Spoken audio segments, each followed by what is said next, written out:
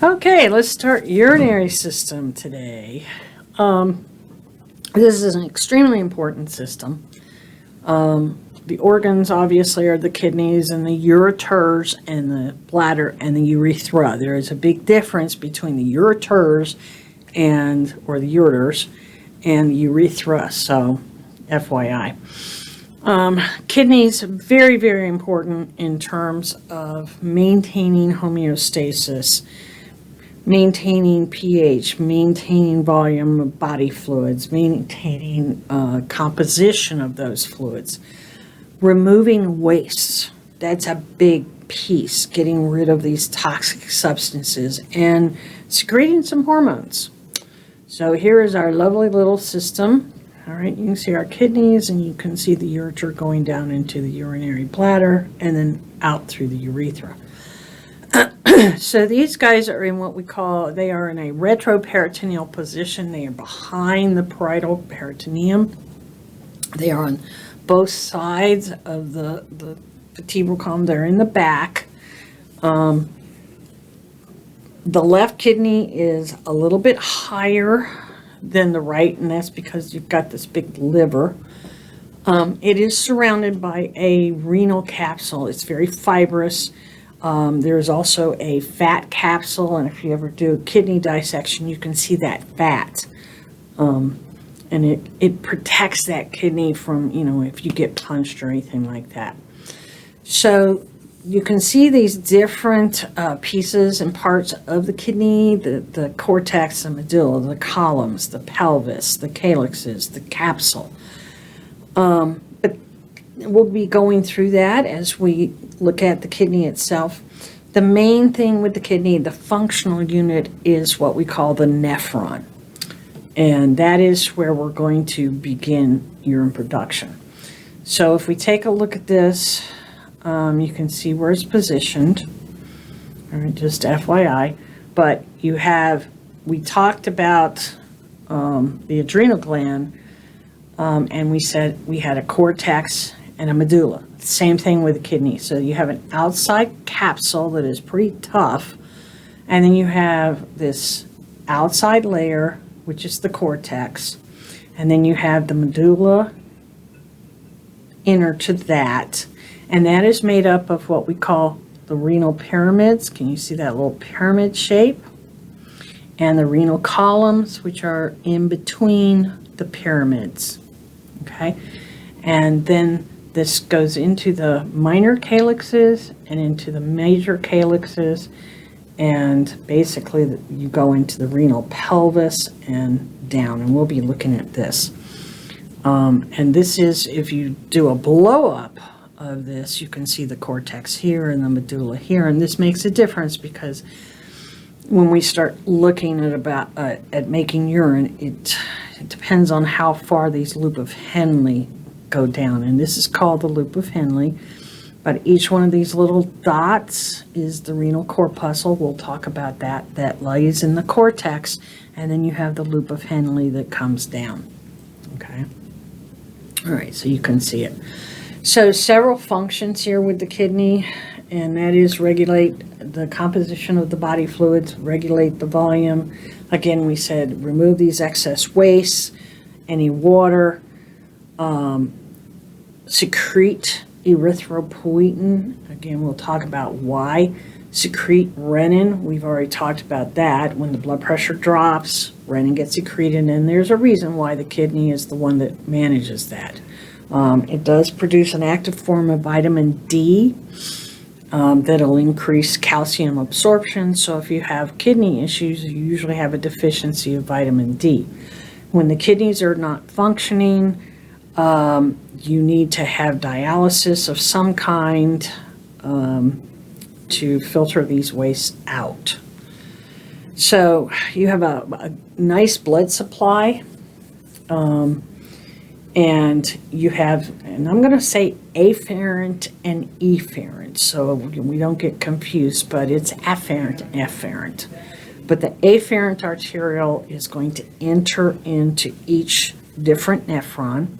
You're going to have a glomerulus that we're going to look at, And then the efferent arteriole is going to transport the blood that was not filtered by the glomerulus. And then around the loop of Henle, you have these peritubular capillaries that basically surround these renal tubules. And we'll talk about all of that. Okay, so don't go crazy. All right, so let's start in. Again, the nephron is the functional unit of that kidney, about a million in each kidney. Two parts, the corpuscle and the tubule. The corpuscle is going to do the filtering. The tubule is going to be doing absorption and secretion. Okay, so what you're going to do is you're going to filter the blood.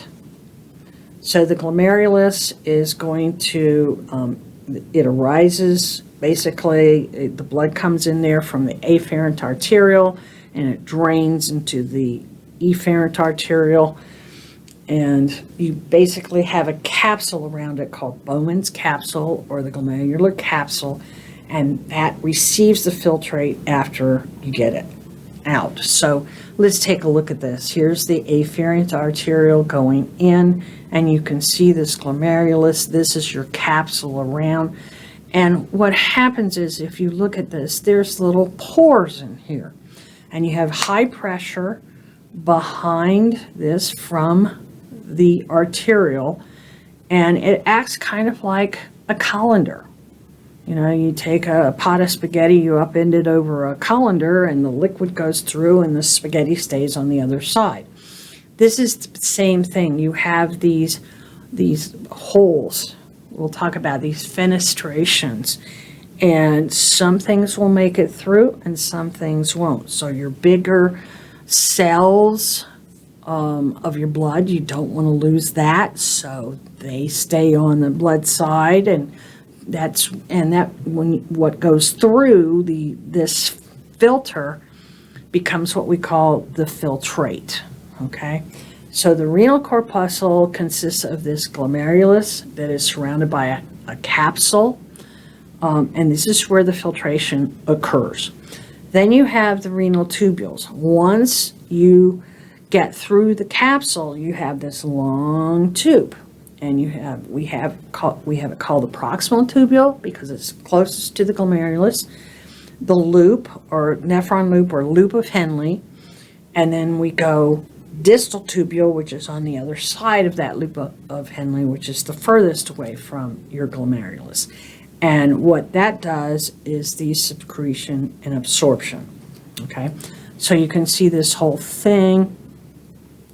Here's your glomerular capsule. Here's the glomerulus. This is the okay. You can see it proximal convoluted tube, loop of Henle, and off to the distal. Same thing. Okay. All right, and you looked at this, the cortex, when you looked at your slides, hopefully in AP1, if you remember the slide of the simple, the simple epithelium, the cuboidal. You also looked at the simple squamous. So when you were looking at the simple squamous, you were looking at the glomerulus, and the simple squamous lines right there, okay? This is the tubule. This is the simple cuboidal epithelium, okay? In the collecting ducts and the other places, okay? So you've already seen some of these tissues before.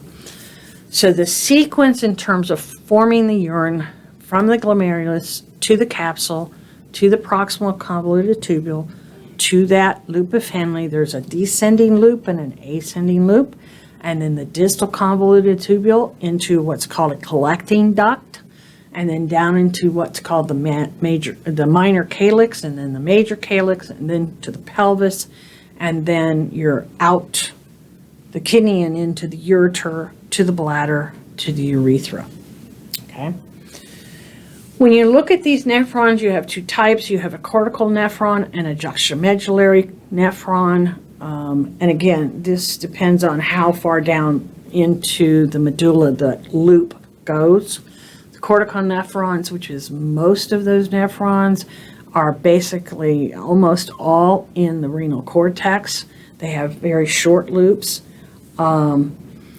whereas the juxtamedullary nephrons, they have long loops that extend into the medulla, and this is important when we need to absorb more. So we have what's called the juxtaglomerular, can I talk this morning, juxtaglomerular apparatus, or more commonly called the JGA, obviously. And it regulates renin. We've talked about renin a little bit, renin-angiotensin, aldosterone pathway, and we've talked about how this gets turned on when blood pressure drops. The reason for this is very simple. You have to have blood pressure to do filtration. This is a pressure filtration that's done. You have to drive that blood up against this membrane and get the liquid contents out. So it's like upending it. You have to have some pressure behind it. And if pressure fails, kidney filtration stops. So you temporarily shut down the kidneys. So the kidneys don't want to be shut down. So we're using the enzyme renin, that anytime that pressure drops, renin gets secreted to get that blood pressure back up. Okay. Basically you have a couple monitors, structures that are specialized to look and see what's going on. The first one is the macula densa, and that is some cells at the ascending limb of the loop of Henle, and that monitors sodium chloride content, looking at it. And then you have juxtamedullary cells that are in the afferent arteriole that are really looking at that blood pressure to make sure that everything is okay. So you can look at those. You can get inflammation of the kidneys called glomerular nephritis. Nephritis is just an inflammation of the kidney, whereas glomerular nephritis is inflammation of the glomeruli itself. You can have acute and you can have chronic. Acute glomerular nephritis can be from a beta hemolytic strep called Streptococcus pyogenes, the same organism that causes strep throat, and you get the strep throat and you don't get it treated properly, and antibody and antigen complexes form, like we talked about, in immunity, and they will lodge in the kidney and cause problems. Chronic glomerular nephritis is a progressive disease. More and more nephrons get damaged until basically the kidney can't function. Okay? What you're forming is urine. We all know that. That's what's coming out from the kidneys. That is our product, if you will. And so there are three processes in forming this urine. First of all, you have to have the blood filtered. And that, again, occurs in the glomerulus. And so that is performed by those capillaries in the glomerulus, and the water and those small molecules go through, because you have a certain size of pores, and that goes through small molecules, very small, molecules. Glucose can make it, other things, and you end up with a filtrate, a glomerular filtrate. And that filtrate enters into the tubules, okay, into your proximal and distal convoluted tubules, your loop of Henle. And at that point, what we have to do is we have to do reabsorption and we have to do secretion. The tubular reabsorption is where we're going to pull most of the stuff out of that glomerular filtrate back into the body. We're not going to secrete a lot, and we're going to reclaim a lot of it. Okay, when we do need to secrete certain things, that's also going to occur in the tubules. So any kind of waste product that we want to get rid of, or any excess substance, maybe you're a diabetic and your kidneys are trying to get rid of glucose, that will happen. Okay, so you can see that tubular fluid going down, boom, and it's going to go in and be absorbed. So filtration is the first step, and the substances are going to move from the blood in the glomerulus into the glomerular capillaries, into the capsule. And again, water and these small little molecules can make it, ions can make it, large molecules such as proteins, they're too big to go through the holes. And that's determined by the size of the holes. And if you remember, we call them fenestrations, okay? So depending on that size of that hole, it's either going to go through the hole or it's going to remain on the other side, okay? So filtrate has about the same composition as tissue fluid because that's what we're really doing. All right, and so if you look at this close up here, you can see you're coming in here, and this is the glomerulus, and you can see these little holes, okay? So bottom line is this is a blood vessel, blood is going here, and what's happening is the pressure is high, and the liquid is being driven out of those holes into this capsule around here, and the blood cells and the bigger proteins are staying inside that blood vessel, okay? Hopefully that makes sense. We have little cells called podocytes. They're trying to capture some of these proteins to make sure that they don't go through. All right, so what is driving this is filtration pressure.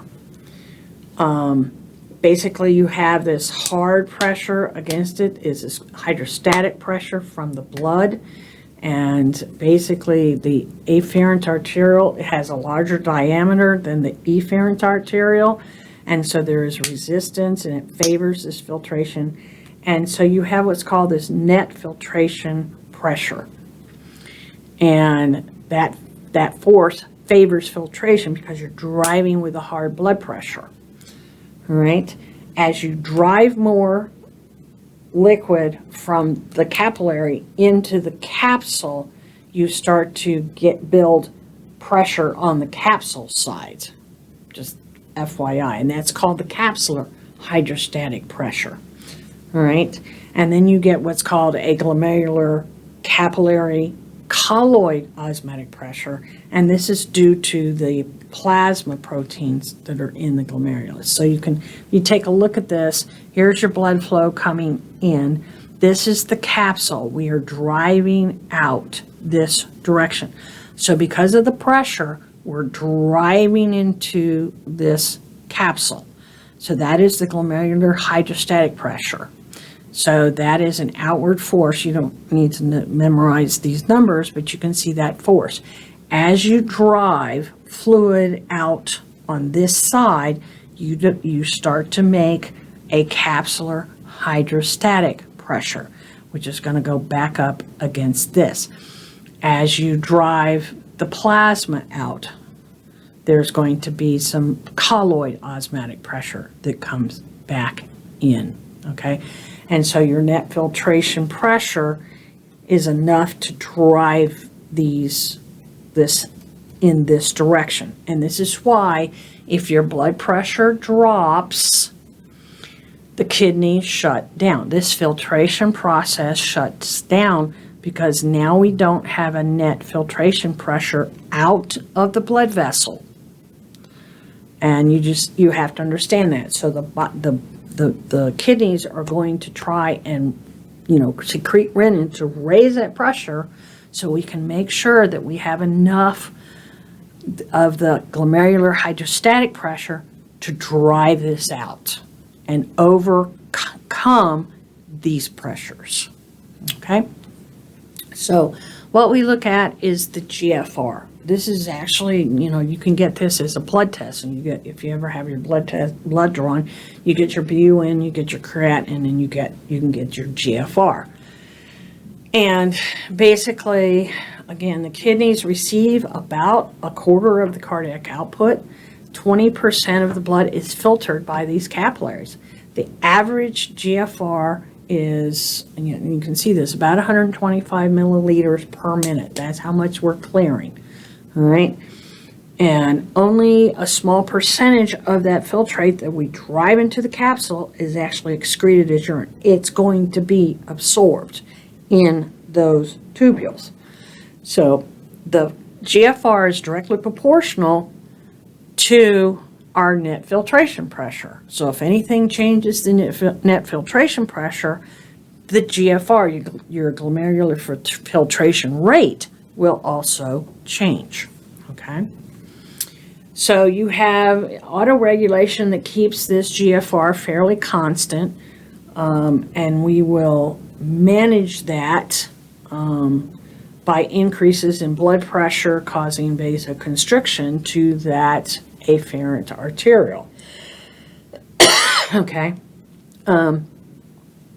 Basically, you get a feedback loop. Increased GFR increases the amount of filtration.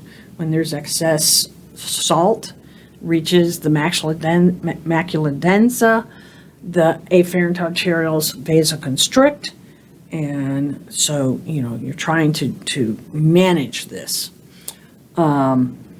And again, so this is that whole renin, angiotensin, aldosterone pathway, and then you have the heart secreting the atrial natriuretic peptide that we talked about. There is also a ventricular natriuretic peptide, but if you have your pressure is too increased, that will be secreted to lower the pressure back down. And we're going to do that by excreting more sodium and water. Where goes the sodium, so goes the water. Okay, so there is a sympathetic nervous system control over this. When blood pressure or volume decreases, you get sympathetic stimulation and the arterioles constrict, and this will maintain, as it says, the GFR in the normal range. You have hormonal control via that renin, angiotensin, aldosterone system or pathway that we've talked about. So if pressure goes down, or the sodium, the salt concentration goes down, this causes the secretion of renin. Renin goes to the liver, which causes the conversion of angiotensinogen in the liver to angiotensin 1. That then goes to the lungs, and because you get a conversion to angiotensin 2, and that requires oxygen, and it is caused, and that conversion is ACE, angiotensin converting enzyme, and that angiotensin 2 causes the vasoconstriction of these afferent and efferent arterioles and secretion of aldosterone and ADH. And the end result is that you get retention of sodium, so therefore you get retention of water, you get thirsty and you drink more, and your blood pressure rises. You need to understand this pathway, okay? All right. Now, once you reach the tubules, what you're going to do is do reabsorption. And reabsorption is where we move things that we need from that filtrate back into what are called the peritubular capillaries that surround these tubes. Most of the reabsorption occurs in the proximal convoluted tubule. It is lined with microvilli. The kinds of things that are transported, you can get passive transport of lipid-soluble substances, lipid transport through ion channels, sodium, potassium, calcium ion channels, and you can get osmosis. Again, that is a passive transport. You move the water, you move the sodium, you move the water, everything goes, okay? You do move some things by active transport, and this is based on your concentration gradient. It does require ATP. You have what are called transport carriers, and you have transport maximums. So a good example is glucose. Once you fill, it's like, filling a boat. You can only take so many passengers. So you have so many transport molecules. Once they're full, you can't take any more. So if you're a diabetic and your sugar is high, your kidneys will bring back and transport back into those capillaries that amount of sugar until the transport is full. And then once the transport is full, then you will secrete the rest of the sugar in the urine. And that's why, testing your urine for sugar is one of the tests to see whether you are diabetic. So you have a transport mechanism, and maximum, and once you fill your transporters, that's it. Everything else is going to get dumped into that urine. Okay, and you can see that, glucose and citric acid, calcium is done that way, potassium is done that way. So this is how we can move things. Okay, sodium in water, about 70% of the sodium is reabsorbed. You have active transport, which provides energy and methods for these nutrients that we want to do. You have sodium potassium pumps that create a gradient that provides for that movement, the transport. So sodium diffuses down its concentration gradient, and again, where goes the sodium, so goes the water. You also may have carrier proteins for certain things to be able to move them across. Glucose, negatively charged ions, done this way. And basically, before you get to the end of the urine, you've got almost all the sodium in the water is reabsorbed, and you've reabsorbed what you wanted. Okay, so you can take a look at this and take a look there. Now, we're also going to secrete, and that secretion is, instead of reabsorbing the stuff back, we're going to let it go into the urine. What we want to go into the urine are the wastes. Remember, we talked about these nitrogenous wastes. Well, we want to get rid of these. All right. So substances are derived from the plasma. These are waste particles. There may be other things. Drugs go easily. A lot when we pull sodium in, we have to push potassium out. So this is also a way that we can deal with pH changes, because we can secrete hydrogen ions out. This can help with your acid-base balance that we're going to be talking about. So you can do this secretion.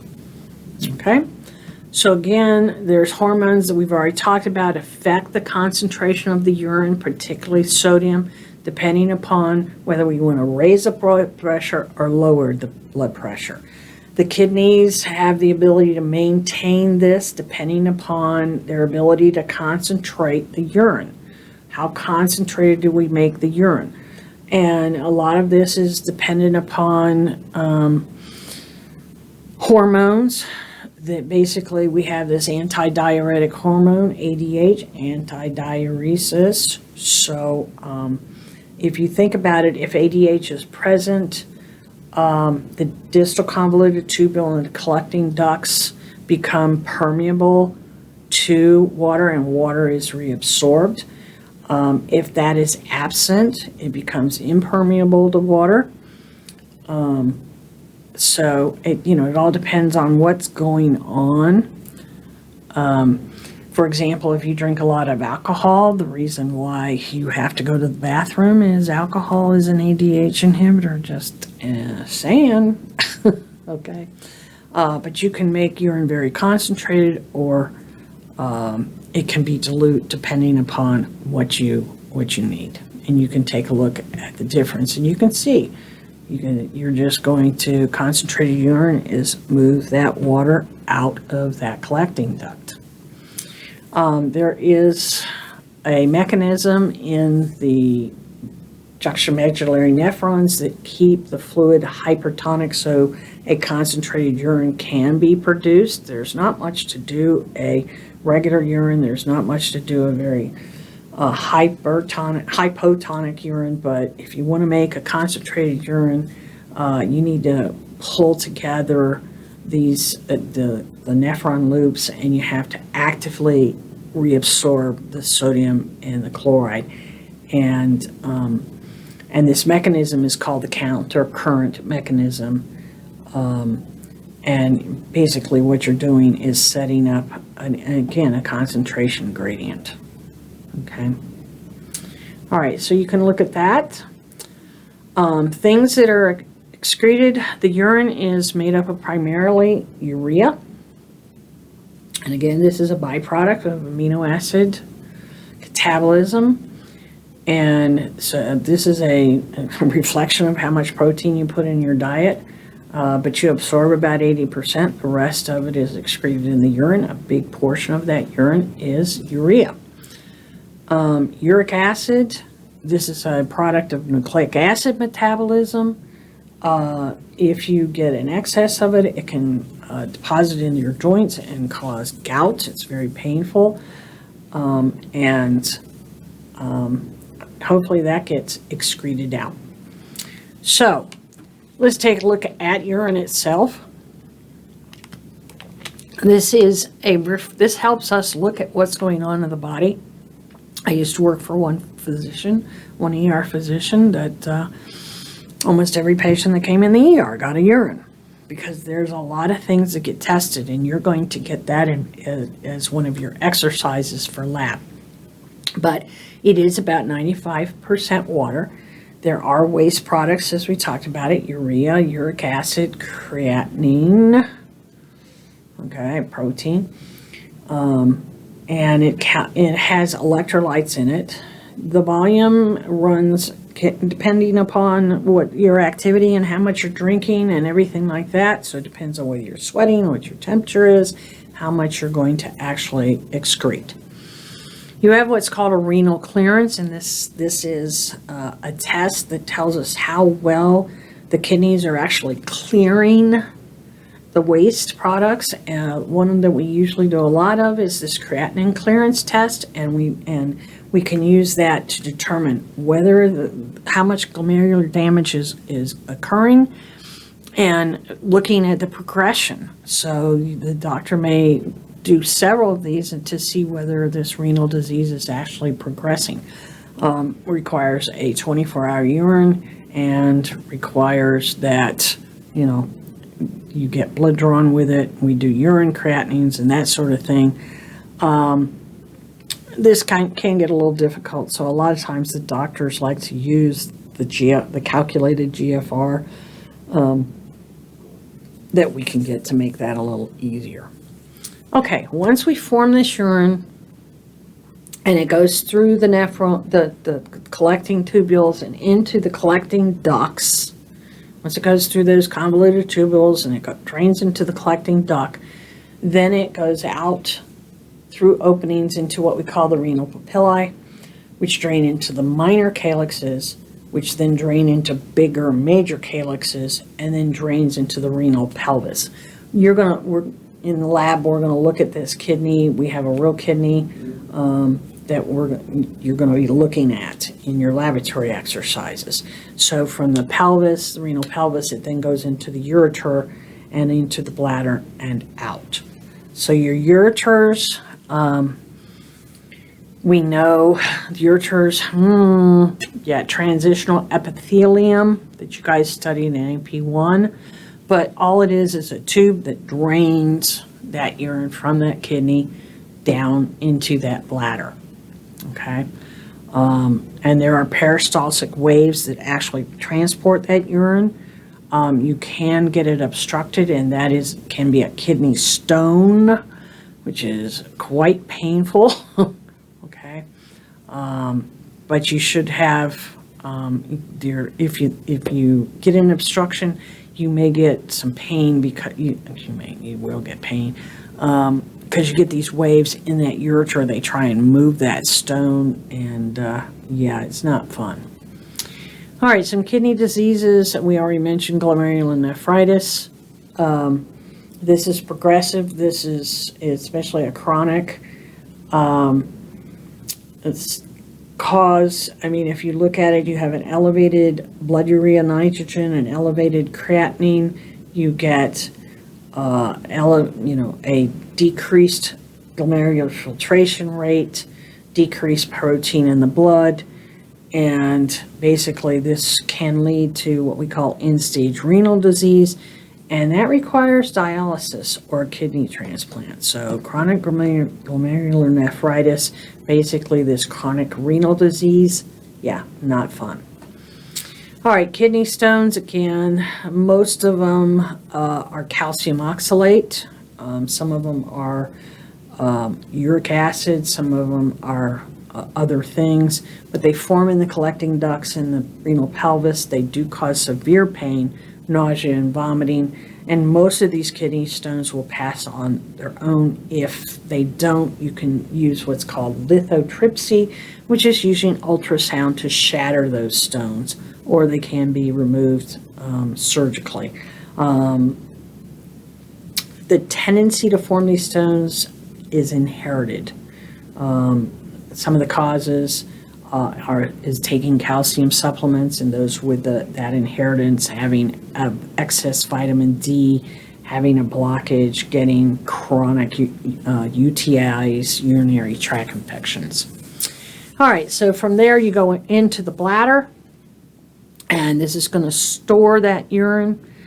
You have what's called a trigon at the floor of the bladder that contains the openings, 2 for the ureters and 1 for the urethra, and you can see there's those layers. The smooth muscles comprise what we call the muscle that's going to squeeze this. You have an internal sphincter, and you have basically trying to get this out. So it depends on whether, what's going on, whether you have the male or the female. If you look at this with the female, notice that the bladder sits under the uterus, and this is why when in pregnant females, why they have to go to the bathroom constantly, because as this baby grows, this opening for the bladder just disappears. Males have a different issue because the urethra runs through the prostate gland, and if you get prostatitis, you can have problems trying to urinate. All right. So again, the urethra conveys the urine out the body. You have an internal sphincter and an external sphincter. And in the female, that urethra is short. And that opening obviously is anterior to the vaginal opening because the urethra is so short, and it is in the general area of the anus. This is what makes females more susceptible to urinary tract infections and other infections, because it's a very short urethra. With the males, it's a lot longer. There is a dual function. Obviously, we'll be talking about that, but this is where the urine comes out, but this is also where the semen comes out. So the urethra has 3 sections, one that goes through the prostate, one that is called the membranous urethra, and then you have the spongy one that's actually going out through the penis. Urination, micturition, is the actual release of this urine. There is a reflex. Basically, you have to relax the external urethral sphincter. That is voluntary, hopefully. Older folks, maybe not quite so. But the bladder can hold quite a bit, especially in the males more than the females. Usually when you get about 150 cc's ml, same thing, you start to get that urge to urinate. Problems that we see incontinence is that inability to control urination, or you can get bedwetting. So some of the changes that we see, age-related, the kidneys get scarred, they get grainy, kidney cells die. By the time you're 80, you've lost 1/3 of the kidney mass, and the kidney shrinkage is due to loss of glomeruli. And so this decreases the GFR to about half by the time you're 75 years old. And it can be harder for the kidneys to clear substances. The bladder, the ureters, the urethra lose their elasticity. the kidneys are less able to activate vitamin D, and we've already mentioned incontinence. So there's a lot of changes that may occur in our older folks.